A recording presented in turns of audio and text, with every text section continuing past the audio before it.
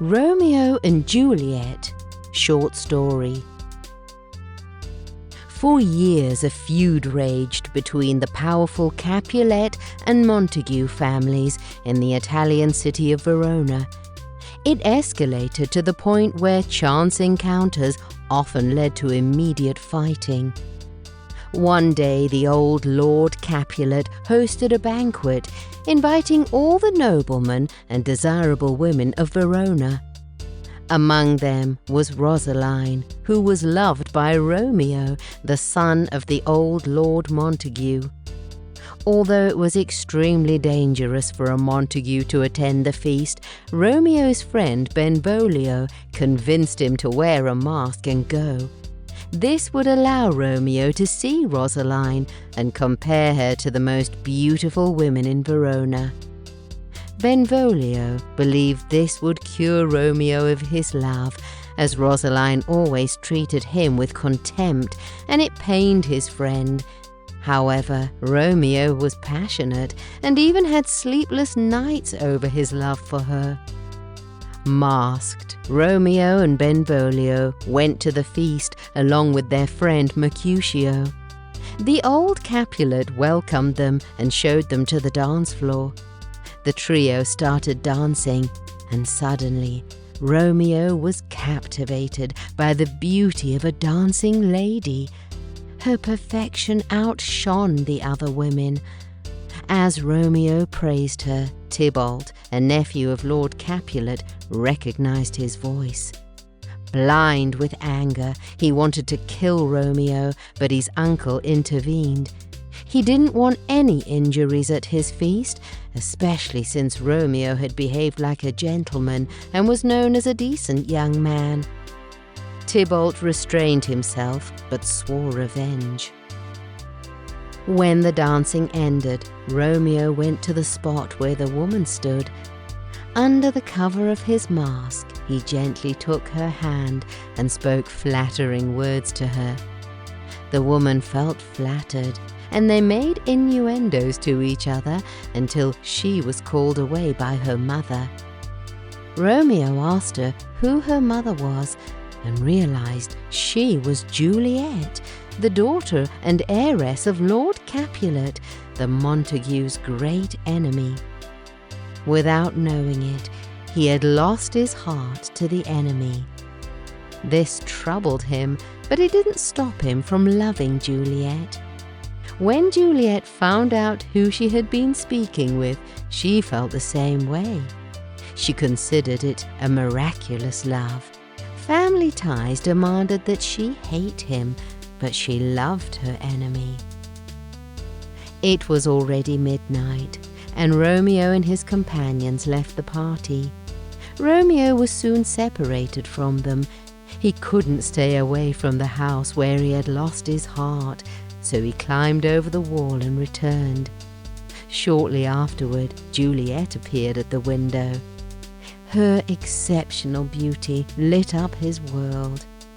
Juliet rested her hand on her chin, sighed deeply, and exclaimed, "Oh, I."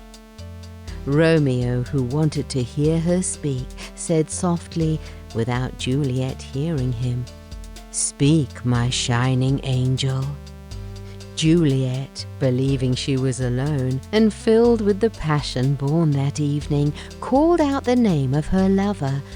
"Oh, Romeo, Romeo," she said, "why must you be Romeo? Deny your family name, or if you will not, swear your love to me, and I'll no longer be a Capulet."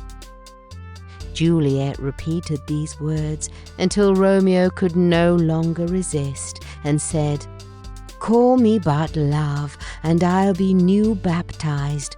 From now on I am no longer Romeo, if that name displeases you." At first, Juliet was startled by the voice of a man in her garden, but she quickly recognized Romeo's loving voice. She warned him that he was taking a great risk, and if any of her relatives saw him, he would be killed. "Aye, there's the rub," said Romeo. there is more peril in thine eye than in 20 of their swords. It is better that I die by their hate than live without your love." Juliet thought back to her unintended confession of love to Romeo and blushed. She would have liked to play the normal game of love, keeping him at a distance so that he had to work hard to win her over.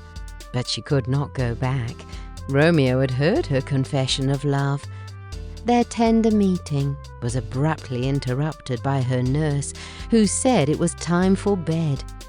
Juliet quickly told Romeo that she would send a messenger to him the next day to arrange a time for the wedding if his love was true and his intentions were to marry.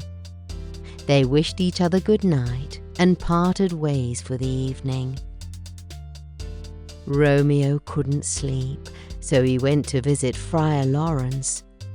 After some discussion, the friar agreed to marry the young couple that day, partly in the hope that the Capulet and Montague families would resolve their dispute, and partly because he was very fond of Romeo.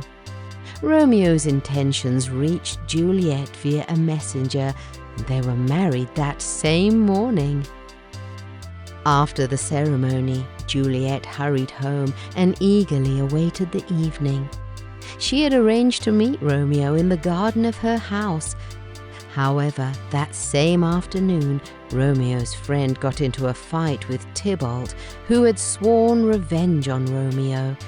At first, Romeo tried to calm everyone down, but when his friend Mercutio died, he lost control and killed Tybalt.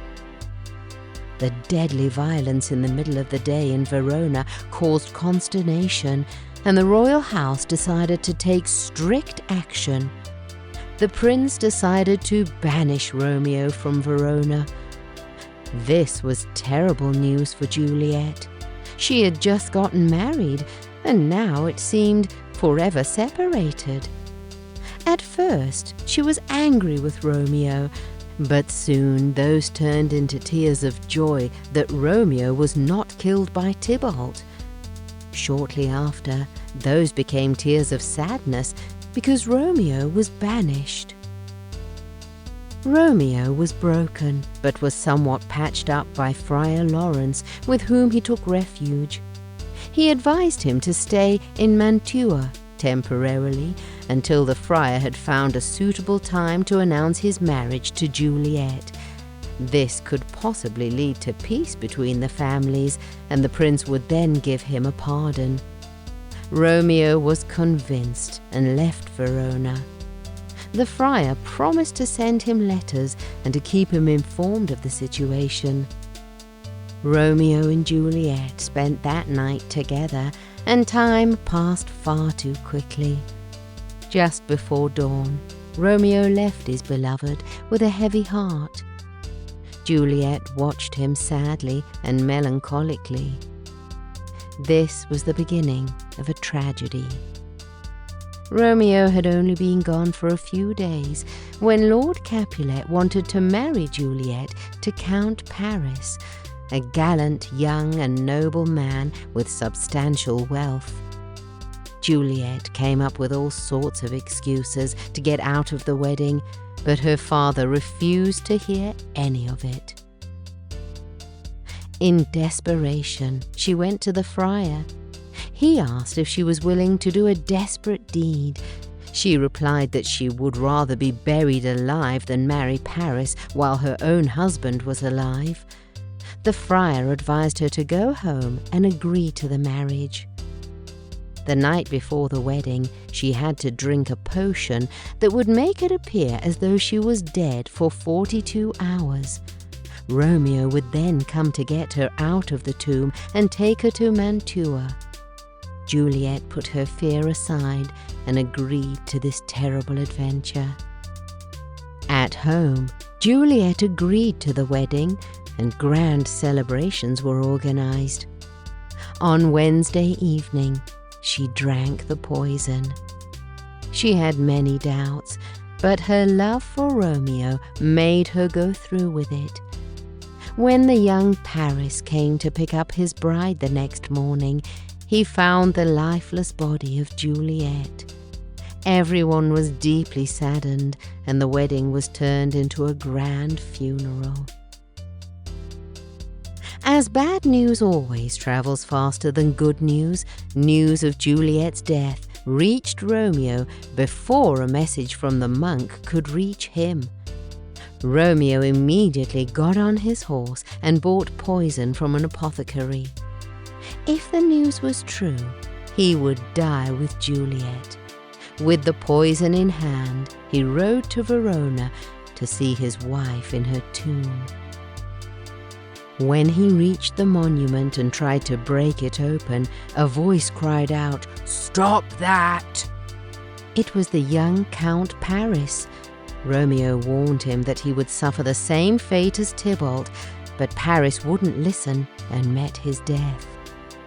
When Romeo realized, with the help of some light, who he had killed, he took him into the tomb to give him a decent burial. Romeo walked into the tomb and saw his wife lying there.